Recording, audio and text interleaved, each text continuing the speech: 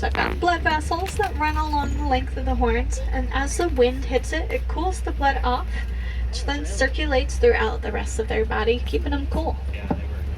We were like in the back. The underbrush to make what looks like a little flower crown to help attract a mate.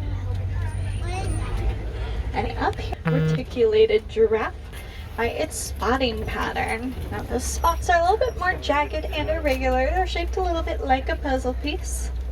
We've also got a darker golden coat rather than right in our necks. The giraffes are just a whole lot bigger than ours are. And back on this hill here, you can see a herd of springbok.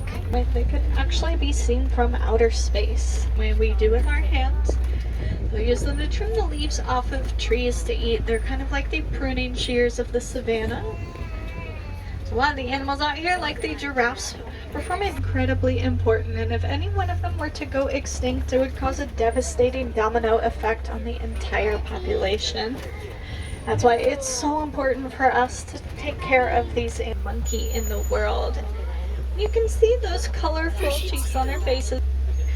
They can also hold food in their cheeks, just like I've been able to help out with. So on the reserve, we discovered elephants are afraid of bees. They have very sensitive skin and they don't like the stings.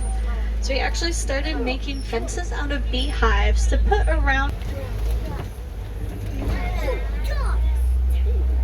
And just like I said, your trunks.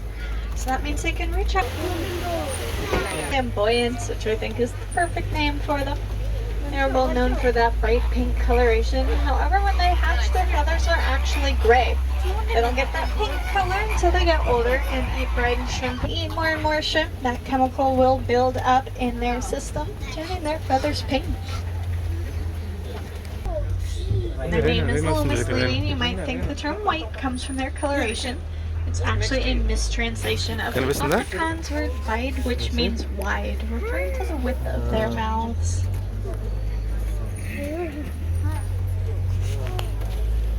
Not be considered big cats as they can't roar. Instead, they will chirp like birds or chuff.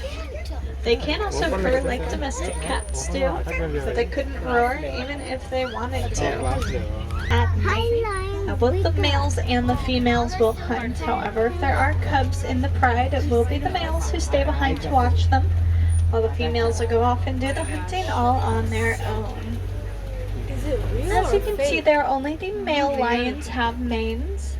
That mane will vary in color between a reddish brown to a darker black, and it will darken as he ages. The lions actually back into those burrows with their tusks facing out just in case they need to defend themselves as well. Now it looks like these are female as they've got gray feathers. The males will have black instead. Largest species of birds in the world. They don't fly, instead they'll actually use their wings for balance while they run.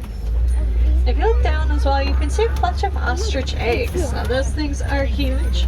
Each one weighs 3 pounds, which is equivalent to about 24 chicken eggs.